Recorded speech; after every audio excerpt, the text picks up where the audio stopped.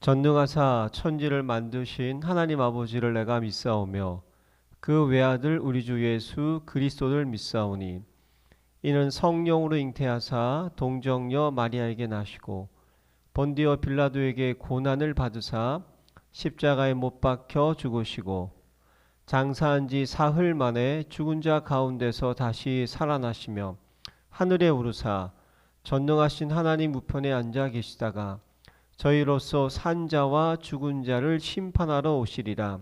성령을 믿사오며 거룩한 공회와 성도가 서로 교통하는 것과 죄를 사하여 주시는 것과 몸이 다시 사는 것과 영원히 사는 것을 믿사옵나이다. 아멘. 하나님 아버지가 주신 영적 신분 선포문. 나는 전능하신 창조주 하나님의 당당한 자녀다. 나는 이전 것에서 완전히 거듭난 새로운 피조물이다. 나는 그리스도 예수 안에서 완전한 자로 다시 태어났다. 나는 하나님의 사랑을 받는 보배롭고 존귀한 자이다. 나는 모든 것을 가진 부자요 이 시대의 복의 근원이다. 나는 캄캄하며 혼돈하고 공허한 이 세상을 비추는 생명의 빛이다. 나는 능력을 주시는 성령 안에서 무엇이든지 할 수 있는 자다. 나는 하나님의 자녀로서 주께서 주신 하늘과 땅의 상속자다. 나는 세계복음을 위해 선택받은 왕같은 제사장이다. 나는 천만 천사의 보호와 하늘의 영광을 누리는 하늘나라 백성이다. 아멘.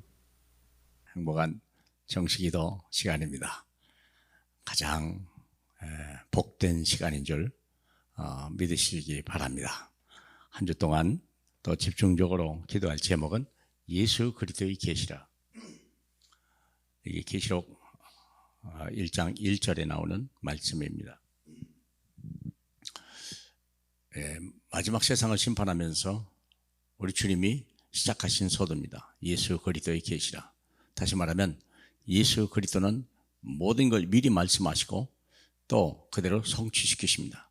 그래서 주의 종들을 불러서 이것을 선포하게 하고 세상에 알게 하고 그리고 그대로 실현하는 자와 실현하지 못하는 자를 하나님이 심판하시는 근거가 되는 거죠.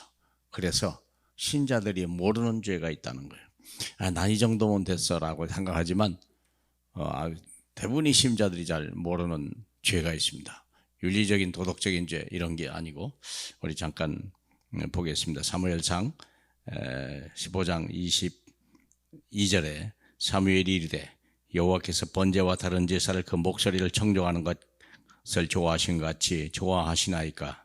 손정이 제사보다 낫고 듣는 것이 수양의 기름보다 나으니 이는 거여가는 것은 점치는 죄와 같고 완고한 것은 사신 우상에게 절하는 죄와 같음이라. 왕이 여호와의 말씀을 버렸으므로 여호와께서도 왕을 버려 왕이 되지 못하게 하셨나이다. 아멘.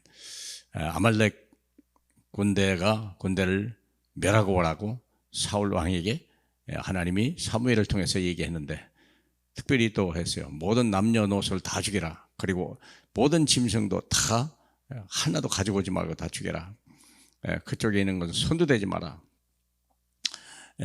저주받은 물건이요 저주받은 백성들에게 완전히 떠나라 하는 얘기인데 문제는 전쟁을 이기고 다 사람도 죽였는데 소와 양과 쓸만한 것은요 물건은 가지고 온 거예요. 참 있을 수 있고 이해할 수 있는 얘기죠. 아깝잖아요. 무슨 짐승까지 그럴 수 있겠냐. 다가 제물로 드리든지 아니면 병사들에게 어떤 수고의 대가로 줄 수도 있는데 문제는 그것이 확인이 된 거예요. 뭐죠? 말씀대로 실천하지 않았다는 겁니다. 그래서 목소리를 여호와께서 번제와 다른 제사를 그의 목소리를 청정하는 것을 좋아하신 것 같이 좋아하시겠나이까? 하나님의 말씀을 듣고 그대로 순종하는 것을 하나님은 기뻐하신다고 그래요. 신자들이 모르는데 첫 번째 죄는 말씀을 버린 죄예요. 무슨 죄요? 강단 메시지를 버린 죄예요. 강단 메시지를 듣고 한 주일 동안 그것을 내 것으로 삼고 내가 뿌리내려야 되고 내가 각인되고 하나님의 형상을 회복돼야 되고 내가 그리스도의 사람으로 거듭나야 되는데 안 하는 거예요. 다 말씀 버립니다. 본문 말씀 거기서 중요한 주제 또 여러 가지 내용 내가 잡을 언약의 말씀을 과연 찾고 있나요? 말씀을 버린 죄가 얼마나 무서운지 아시잖아요. 결국은 내가요 축복을 못 받아요. 축복을. 지옥과 지옥에야 뭐 가겠습니까마는 축복을 못 받아요. 두 번째, 예수가 완전한 답이라는 사실을 믿지 아니하면 어떤 일이 벌어집니까? 인생이 불안해요. 말씀을 버린 죄는 예수가 내 인생에 완전하고 유일한 대답이요 완전한 대답이라는 걸 우리가 믿지 아니하면, 풍랑의 밤에 제자들이 배를 놓여 가는데요, 갑자기 예수님이 무리를 걸어오는 걸 보고 얼마나 놀라는지요. 얼마나 놀라는지. 그리고 또 베드로가요 무리를 걸어오니까 나도 좀 걷게 하옵소서. 그리 해라. 그리고 명령받고 무리를 걸어왔는데 물을 바라보고 갑자기 이 물에 빠져 죽게 생겼다니까요. 이것도 죄예요. 왜 믿지 않느냐? 주님이 그랬어요. 사랑하는 여러분, 말씀을 버리지도 말고 말씀을 믿어라. 또 세 번째입니다. 예수 안에 있는 하나님의 나라를 온전히 누리지 못하는 죄.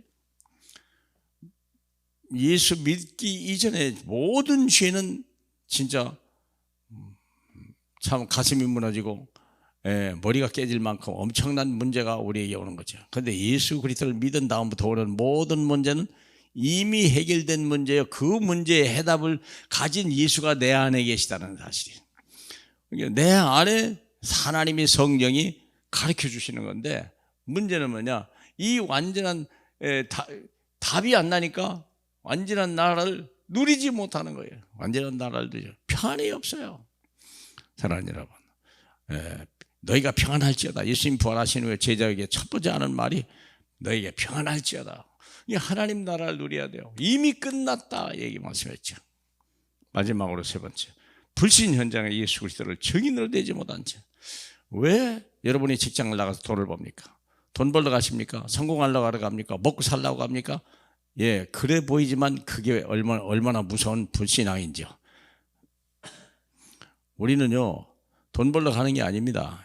이미 하나님의 자녀는요 무엇을 먹을까 마실까 염려하지 마라, 내가 다 주겠다 약속했어요. 그런데 문제는 갖다가 그 만나를 어디에 두냐? 직장에다 뒀으니까 직장을 찾아가는 거예요. 왜 만나를 직장에 뒀습니까? 거기 전도하라고, 증인도라고. 여러분이 복의 근원 아닙니까? 여러분이 아니면 복 받을 길이 없잖아요. 요셉이 보디발의 집에 가니까 복이 오고, 감옥에 가도 감옥에 복이 오고, 왕궁에 가니까 왕궁에 복이 왔잖아요.